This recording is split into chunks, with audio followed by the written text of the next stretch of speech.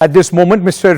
Navdeep Suri, distinguished fellow ORF and former ambassador. Thank you so much, Ambassador Suri, for joining us on Breaking Views. I want to understand from you, sir, in diplomacy, the tit for tat that we have seen, the way India, in fact, wanted to send across a message by just removing a few barricades outside the British High Commission. Do you see that having an impact with the way the security arrangements have been made today in United Kingdom?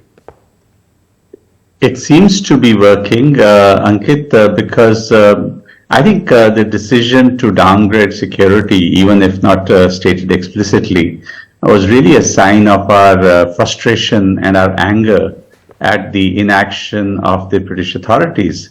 The fact that the Khalistanis were coming to protest at the Indian High Commission should have been no surprise to the Brits. London has probably the highest density of CCTVs. They call it the iron grade. So they would have known that this was underway. Even now, I think we should be watching not just what they are doing today, but the visuals of the perpetrators are available to everyone. Not only do they have CCTVs, but there's face recognition software. There's an ability to match and find out who these people were. Arrest them, throw the book at them. And don't stop there. Go after the puppeteers. I've been in enough situations in Washington and in Canberra and in London to know about the playbook of renting a crowd, often with ISI support, busing it to a venue, creating a disturbance, taking pictures, sending them back to your handlers and masters and saying, job done. And now it is pay time.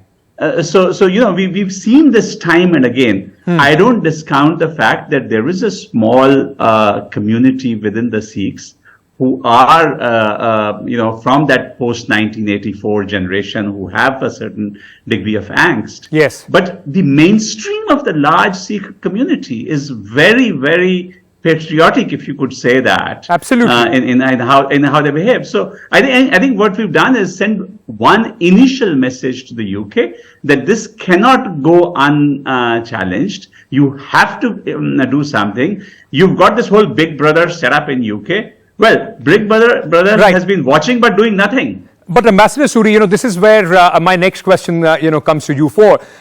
You said, and very rightly so, that there might be a very small minority that has these kind of, Khalistan supporting sort of a feeling. Because if it was a large scale kind of a setup or a feeling, we would have seen some sort of a repercussion in Punjab as well. It's absolutely peaceful. There is no, there's not a shred of violence or protest which is taking place in favor of Amritpal. So it does look like a very well organized propaganda campaign, not only in United Kingdom, but in Canada, Australia and America as well. What can we do to counter, and what can we expect? What kind of a pressure can we expect to put on these governments to go against the masters of this entire scene?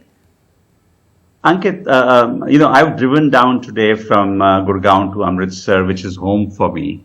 And I can vouch for what you're saying. That Punjab is normal. There are no signs of any protest. There's no gatherings of people in support of Amritpal. There are no free Amritpal kind of campaigns anywhere. And, all of my friends that I speak with in Punjab and in Amritsar are vocal, saying, about time, maybe government was late in apprehending or trying to get hold of this guy, but at least a message has been sent that, a threshold was crossed. And yes, nobody in Punjab wants to go back to the bad old days of the 1980s and early 90s. We've lived through those. Coming on your point about the rest of the world, what you can see is a clear pattern. It started with those vandalism of temples in Melbourne and in Sydney. The attack on the honorary consulate office in Brisbane. Right. And I think what we need to do is, we are doing it.